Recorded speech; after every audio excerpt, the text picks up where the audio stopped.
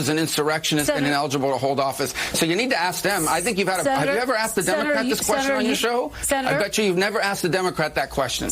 That was beautiful. Today we're watching Marco Rubio absolutely destroying this bias NBC reporter. It's beautiful. You don't want to miss it. Let's go. If re-elected, Donald Trump has said he's willing to build migrant detention camps and deploy the U.S. military to deport the more than 11 million undocumented immigrants in this country. It would be the largest deportation operation in American history. Do you support that plan?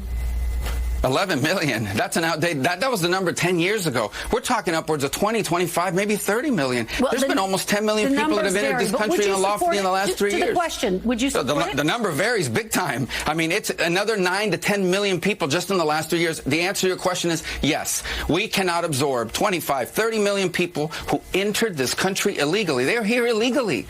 What country on earth would tolerate that? We don't even know who most of these people are. They talk about vetting them with what? They're coming from nations that don't even have document systems in many cases. Yes, we are going to have to do something, unfortunately. We're going to have to do something dramatic to remove people from this country that are here illegally, especially people we know nothing about.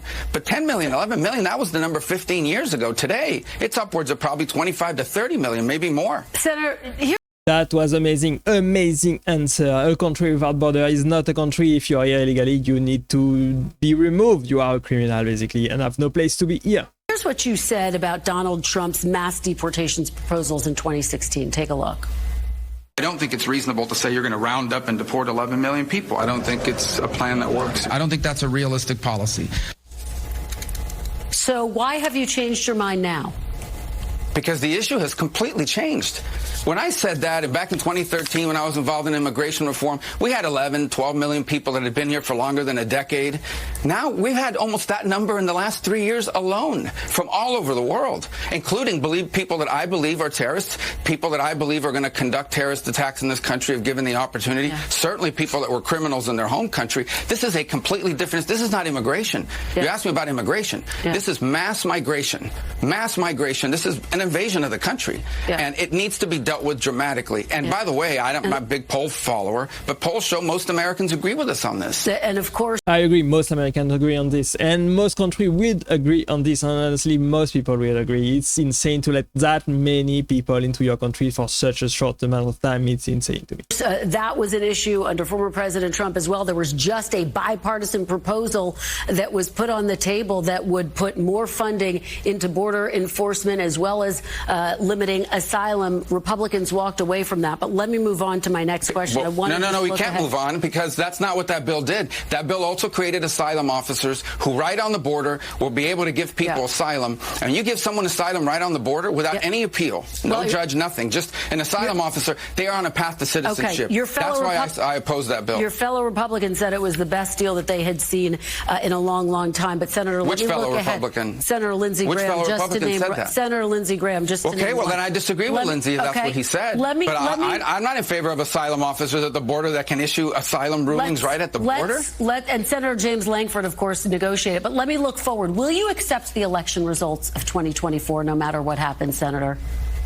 No matter what happens? No, if it's an unfair election, I think it's going to be contested by either side. Senator, no matter who wins. I think you're asking the wrong person. The Democrats are the ones that have opposed every Republican victory since 2000. Every single one. It's Hillary Clinton. No Democrat has refused to concede. Hillary Clinton conceded. Senator, will you accept the election results? Hillary Clinton said the election was stolen from her and that Trump was illegitimate. Kamala Harris agreed. We have Democrats now.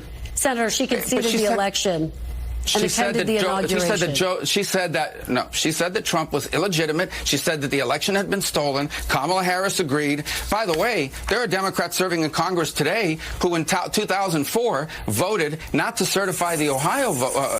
We all know that Democrats are completely biased and they are hypocritical in everything that they say. It is sad. Electors, because they said those machines have been tampered with. And you have Democrats now saying they won't certify 2024 because Trump is an insurrectionist and ineligible to hold office. So you need to ask them. I think have you ever asked the Democrat this question on your show? I bet you've never asked the Democrat that question. Senator, you voted to certify the 2020 election. And here is what you said on that day that you voted to certify the 2020 election.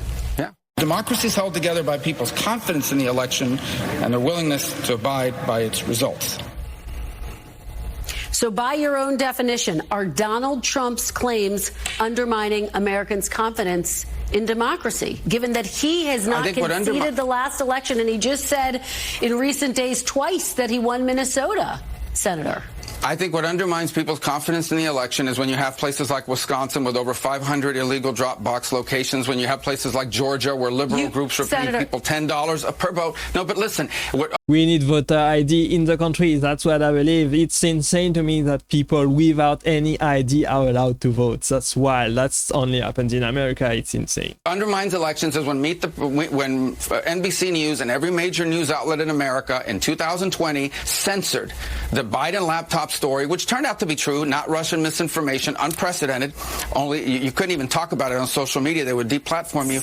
People look at all this. They look at what happened in Arizona, 200,000 ballots that had the signatures didn't match. People will lose confidence, and it opens the door to this. I have to jump in here. Senator, you voted to certify the election, and because at that stage in the process, you have no options. Senator, you voted to certify the election. Nothing has been censored on this program. Hillary Clinton did you guys cover the laptop for Joe Biden in 2020? Absolutely, we covered the laptop. And Hillary Clinton couldn't even talk about it in social media. Chris Krebs, the top election official, you couldn't talk about it in social media. It'd be deplatformed.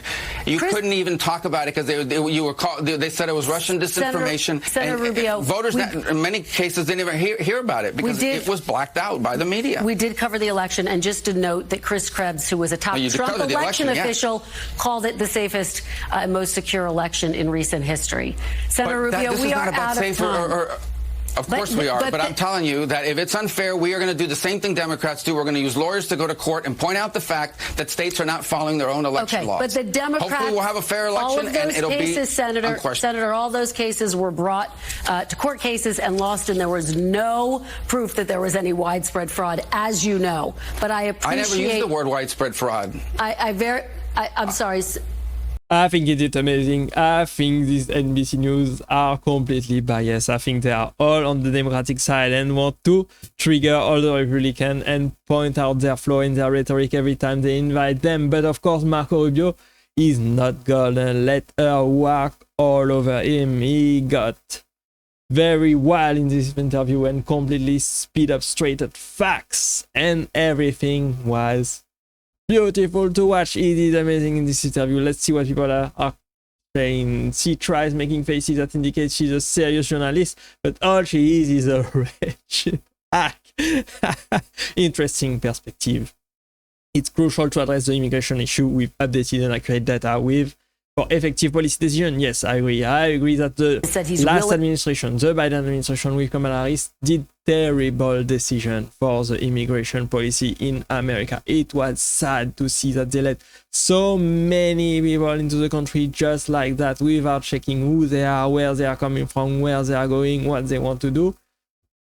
They hoped that all of these illegals would vote for the Democrat and they would win the election for the next few years, but of course it didn't work as planned. It completely backfired on them totally, and now Trump is back into the White House and he's gonna have to fix everything. Sad. Rubio has his numbers correct. Yes, Rubio is right. Rubio agrees with mass deportation. Yes, Rubio with the blowout of any SBC. Rubio has finally put his big boy pants. It was amazing to watch. I hope you enjoyed this clip with me today, guys. Thanks for watching as always. Leave a like and a subscribe on this video and click right there to watch the next video, and I will see you there. Bye bye.